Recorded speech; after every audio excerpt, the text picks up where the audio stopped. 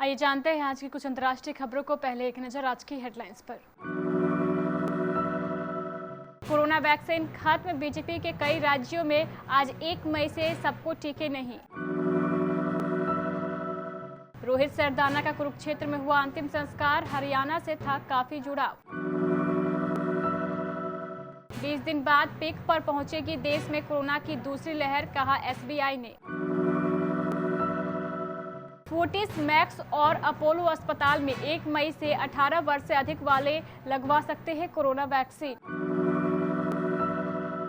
फिर सक्रिय होगा पश्चिमी विक्षोभ, 3 मई तक मौसम रहेगा खराब। आप थक सकते हैं पर वायरस नहीं, इसलिए नियम मानिए। लक्षण दिखे तो 10 दिन होम आइसोलेशन में रहें। किर्गिस्तान तजाकिस्तान सीमा पर पानी को लेकर हिंसक झड़पें, 31 की मौत। कंगना रनौत ने इंटरनेशनल मीडिया पर निकाली भड़ास, बोली हम तो जैसे बंदर से अभी इंसान बने हैं। निकोलस पूरन ने बढ़ाया मदद का हाथ, दान की आईपीएल की सैलरी। और भारत में कोविड-19 महामारी की वजह से यूएई में किया जा सकता है वर्ल्ड कप का आयोजन। कोरोना का कहर शहर दर शहर फैल रहा है। इससे बचने का एक ही रास्ता है वैक्सीन, और वैक्सीन है ही नहीं।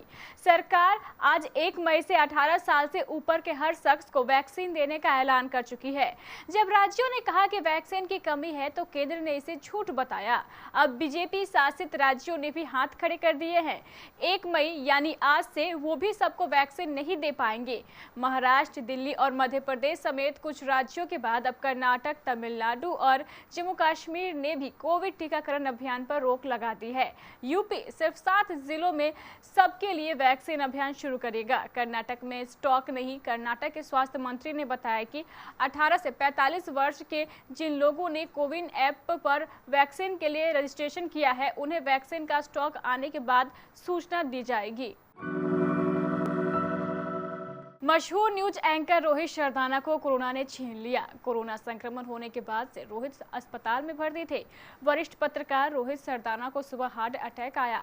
इसकी सूचना कुरुक्षेत्र में रह रहे उनके परिवार को मिली।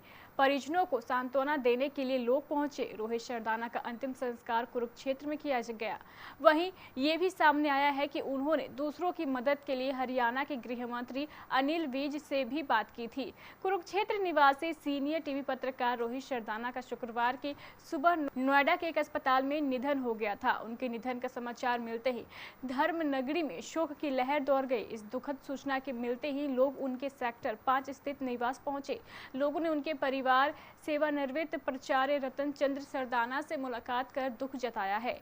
देर सांझ सेक्टर 5 स्थित सर्वाश्रम में अंतिम संस्कार किया गया। कोरोना महामारी की दूसरी लहर ने देश में कोहराम मचा रखा है। कोरोना संक्रमितों की संख्या रोज नए रिकॉर्ड बना रही है।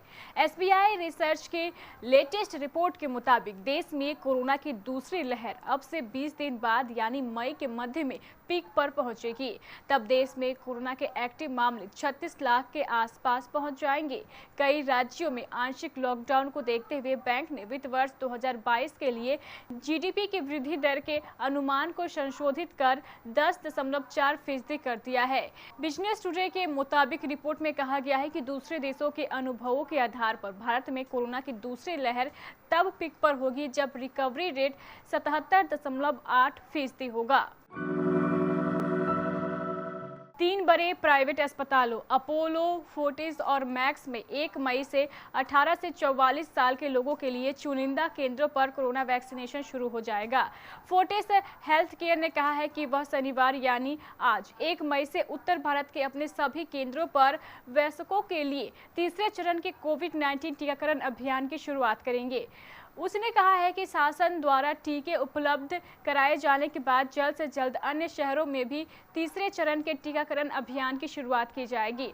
फोर्टिस के अलावा अपोलो हॉस्पिटल ने भी अपने केंद्रों पर सभी वयस्कों के लिए तीसरे चरण का टीकाकरण अभियान शुरू करने की घोषणा की है। फोर्टिस की तरफ से जारी बयान में कहा गया है कि फोर्टिस उत्तर भारत के अपने सभी केंद्रों में शनिवार से 18 वर्ष से अधिक आयु वर्ग के सभी लोगों के लिए टीकाकरण शुरू करेगा।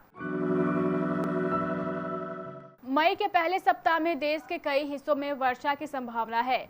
मौसम विभाग की माने तो पहाड़ों पर अच्छी बारिश हो सकती है। इस दौरान हरियाणा, राजस्थान, पश्चिमी उत्तर प्रदेश और दिल्ली में भी आंधी व गरज चमक के साथ वर्षा देखने को मिल सकती है। इधर छत्तीसगढ़, महाराष्ट्र, तेलंगाना के अलावा झारखंड समेत पूर्वी भारत के कुछ हिस्सों में भी तेज बारिश बढ़ सकती है। स्काईमेट वेदर के मुताबिक अगले 24 घंटे के दौरान राजस्थान, पंजाब और हरियाणा के कुछ हिस्सों में हल्की बारिश के साथ आंधी और गरज के साथ बारिश देखने को मिल सकती है। कोरोना महामारी की दूसरी लहर ने देश भर के लोगों की चिंता बढ़ा दी है। पिछले एक सप्ताह से देश में मिलने वाले मरीजों की संख्या बेहद तेजी से बढ़ रही है। बीते 24 घंटे में दुनिया में 8,92,000 लोग कोरोना पॉजिटिव हो गए हैं। इनमें से 3,86,000 भारत से हैं। इस बीच केंद्र सरकार और AIIMS के डायरेक्टर ने कोरोना पर सलाह दी है। सरकार ने शुक्रवार को बयान जारी कर कहा है कि लोगों को लगता है कि कोरोना एक स्कैम है और मास्क पहनने की जरूरत नहीं है। लोगों को नियम मानने चाहिए क्योंकि आप तो थक सकते हैं लेकिन वायरस कभी नहीं थकता है। वहीं all India institute of medical sciences Delhi के director doctor Randeep Guleria home isolation के बारे में विस्तार से बताते हैं। किर्गिस्तान में झड़पें बुधवार को उस वक्त शुरू हुई जब दोनों तरफ से लोग एक दूसरे पर पत्थर फेंकने लगे। गुरुवार को दोनों पक्षों के बीच हो रही झड़पों ने हिंसक रूप ले लिया। इससे पहले वहां मौजूद पानी के एक स्रोत के आसपास सर्विलांस कैमरे लगाए गए थे। इसके बाद दोनों पक्ष पीछे हटने पर सहमत हो तो गए, लेकिन इसके बाद भी इस इलाके से बीच बीच में गोलियां चलने की आवाज सुनाई देती रही। किर्गिस्तान के स्वास्थ्य मंत्री अलीजा सोलन बिकुनोवा ने टेलीविजन पर प्रसारित एक संदेश में कहा है कि ये झड़पें गुरुवार को शुरू हुई और इसमें अब तक 31 लोगों की मौत हुई है, जबकि 150 लोग घायल हैं। किर्गिस्तान सरकार की तरफ से जारी आंकड़ों में मरने वालों में एक बच्ची भी शामिल है। इन झड़पों में तजाकिस्तान के कितने नागरिकों की मौत हुई है, इस बारे में फिलहाल कोई जानकारी सामने नहीं आई है। कंगना रनौत अक्सर सोशल मीडिया पर वायरल पोस्ट करके अपना गुस्सा निकालती रहती है। कोरोना महामारी से भारत कैसे निपट रहा है, इस पर इंटरनेशनल मीडिया जो लिख रहा है, कंगना उस पर भड़क गई है। शुक्रवार दोपहर उन्होंने अपने घर से एक वीडियो शेयर किया। इस वीडियो में वह काफी गुस्से में दिख रही है। उन्होंने अथॉरिटीज से दरख्वास्त की है कि भारत सरकार की आलोचना करने वालों पर एक्शन ले। इस मुद्दे को कंगना ने काफी सीरियस मैटर बताया है। कंगना को वीडियो में कहते सुना जा सकता है कि किसी भी मुसीबत के समय दूसरे देश भारत को टारगेट करते रखते हैं। कंगना बोलती है, भारत को ऐसे दिखाया जा रहा है जैसे लोग बंदर से अभी इंसान बने हैं। 4 गोरों के सिवाय जब तक वो आकर तुमको गुलाम नहीं बनाएंगे तब तक तुमको पता ही नहीं होगा कि कैसे उठना बैठना खाना है। तुमको तो पता ही नहीं है डेमोक्रेसी कैसी होती है, तुम्हें किसको चुनना चाहिए, तुम्हें तो अक्ल ही नहीं है। इसका चैनल कौन बनाता है, ये कौन बुद्धिजीवी है। कंगना बोलती है कि मैगजीन पर लाशों के फोटो आते हैं और ये लाशें बेस्ट सेलिंग है। कंगना ने इस वीडियो में जमकर भड़ास निकाली है। पंजाब किंग्स के बल्लेबाज निकोलस पूरन ने IPL की कमाई का कुछ हिस्सा कोरोना वायरस महामारी से बुरी तरीके से जूझ रहे भारत के लिए दान करने का फैसला किया है। भारत में कोविड-19 संक्रमितों की संख्या में लगातार इजाफा हो रहा है और गुरुवार को 3,86,000 नए संक्रमित सामने आए थे।